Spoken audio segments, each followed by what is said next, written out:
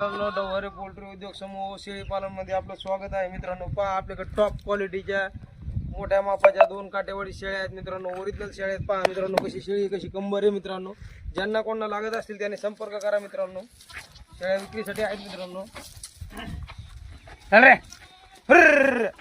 पहा मित्रांनो, कशा शेळ्या आहेत मोठ्या मापाच्या. काशी बी पहा मित्रांनो, एकदा काशी घ्या भाऊ.